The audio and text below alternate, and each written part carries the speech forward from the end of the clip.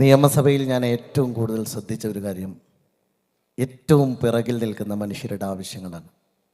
ആരോഗ്യ മേഖലയിൽ നമ്മൾ നേരിട്ട വിവേചനങ്ങളാണ്. പ്രത്യേകിച്ച് പെരിന്തൽമണ്ണ പോലെ ഒരു ഹോസ്പിറ്റൽ സിറ്റിയോട് ഗവൺമെൻറ് കാണിച്ച നിഷേധാത്മകമായ നിലപാടാണ്. ഈ നാട്ടിലേക്ക് 294 ഡോക്ടർമാരെ നിയമിപ്പിച്ചപ്പോൾ 10% കേരളത്തിൻ്റെ ജനസംഖ്യയുടെ 10% ആളുകൾ താമസിക്കുന്ന മലപ്പുറത്തിന് കിട്ടിയത് 4 ഡോക്ടർമാരാണ്. അതിൽ ഒരു ഹോസ്പിറ്റൽ സിറ്റി എന്ന നിലയിൽ പെരിന്തൽമണ്ണയ്ക്ക് കിട്ടേണ്ട ആനുകൂല്യങ്ങൾ നിരവധി തവണ നിയമസഭയിൽ നമ്മൾ അവതരിപ്പിച്ചതാണ്. 4 ഡോക്ടർമാരിൽ ഒരാളെ പോലും പെരിന്തൽമണ്ണയ്ക്ക് ലഭിക്കാത്ത സാഹചര്യമുണ്ടാക്കിയതിന് രാഷ്ട്രീയമാണ്, രാഷ്ട്രീയ കാരണമാണ്. പെരിന്തൽമണ്ണയ്ക്ക് നഷ്ടപ്പെട്ടു പോയ ആ പ്രശ്നങ്ങളെയെല്ലാം നമ്മൾ നിയമസഭയിൽ അതിശക്തമായി കൊണ്ടുവന്നു. അടിയന്തര പ്രമേയങ്ങളായും സബ്മിഷനുകളായും ചോദ്യങ്ങളായും കോളിംഗ് അറ്റൻഷനായും പ്രസംഗമായും നമ്മൾ കൊണ്ടുവന്നു. ജനങ്ങളുടെ ശ്രദ്ധയിൽപ്പെടുത്തി, ഭരണകൂടത്തിൻ്റെ ശ്രദ്ധയിൽപ്പെടുത്തി. അതിലേറ്റവും പ്രധാനപ്പെട്ട ഒരു കാര്യം പ്രവാസികളുടെ പ്രശ്നങ്ങളായിരുന്നു. നമുക്കെല്ലാവർക്കും അറിയാം. ഞാൻ അഭിമാനത്തോടെ പറയുന്നു, ഒരു MLA എന്ന നിലയിൽ എനിക്ക് പ്രവാസികളുടെ വിഷയങ്ങൾ അവതരിപ്പിക്കാൻ പറ്റിയ എല്ലാ സന്ദർഭങ്ങളിലും ഞാൻ അതിശക്തമായി അത് നിയമസഭയിൽ എത്തിച്ചിട്ടുണ്ട്. ഒരുപാട് അനുഭവങ്ങൾ നമുക്കുണ്ട്. സാധാരണ പ്രവാസികൾക്ക് ഇപ്പോഴും ക്ഷേമനിധി ലഭ്യമാകുന്നില്ല, ആനുകൂല്യങ്ങൾ ലഭ്യമാകുന്നില്ല, അടച്ച പണം പോലും അവർക്ക് പെൻഷനായി കൊടുക്കുന്നില്ല. ഇതെല്ലാം നിയമസഭയിൽ പല ഘട്ടങ്ങളിലായി നമ്മൾ അവതരിപ്പിച്ചിട്ടുണ്ട്. നിയമസഭയിലെ ഇടപെടലുകളെക്കുറിച്ച് നമുക്ക് സംസാരിക്കാം.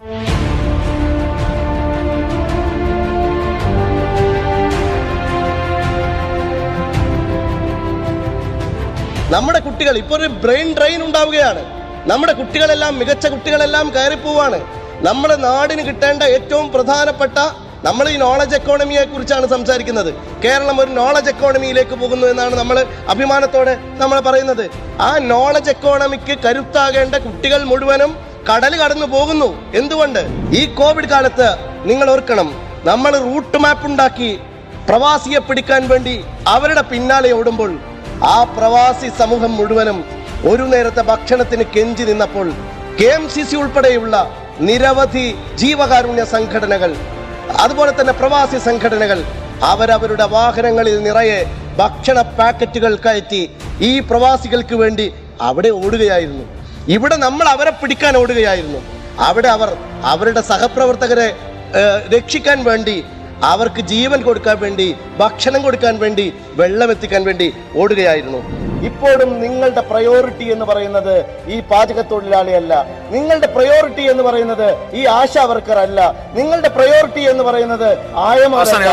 നിങ്ങളുടെ പ്രയോറിറ്റി എന്ന് പറയുന്നത് ഈ നാട്ടിലെ സാധാരണ മനുഷ്യരെ അല്ല. നിങ്ങളുടെ പ്രയോറിറ്റി എന്ന് പറയുന്നത് പ്രിവിലേജ്ഡ് ക്ലാസ് ആണ്. അവരുടെ പ്രശ്നങ്ങൾ മാത്രമാണ് നിങ്ങളുടെ മുമ്പിലുള്ള പ്രശ്നം.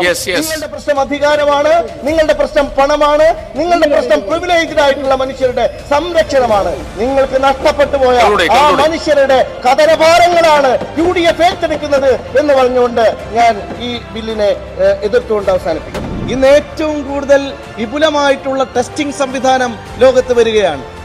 സ്വാഭാവികമായും ബ്ലഡ് ടെസ്റ്റ് ഉണ്ട്, യൂറിൻ ടെസ്റ്റ് ഉണ്ട്, സലൈവ ടെസ്റ്റ് ഉണ്ട്, ഹെയർ ടെസ്റ്റുകളുണ്ട്. അതിനെല്ലാം അപ്പുറത്ത് AI മാത്രം ഉപയോഗിച്ചുകൊണ്ടുള്ള അതിനൂതനമായ ടെസ്റ്റിംഗ് സംവിധാനം വരുന്നു. നമുക്ക് ഒരു റാൻഡം ചെക്കപ്പ് എന്തുകൊണ്ട് കേരളത്തിൽ കൊണ്ടുവന്നുകൂടാ? അങ്ങനെ ഒരു സംവിധാനം കേരളത്തിലേക്ക് കൊണ്ടുവന്നാൽ തീർച്ചയായും ഈ ലഹരിയെ പ്രതിരോധിക്കാൻ നമുക്ക് സാധിക്കും. പക്ഷെ അത്തരത്തിലുള്ള ഒരു മുൻകൈയും സർക്കാരിന്റെ ഭാഗത്തുനിന്ന് ഉണ്ടാകുന്നില്ല.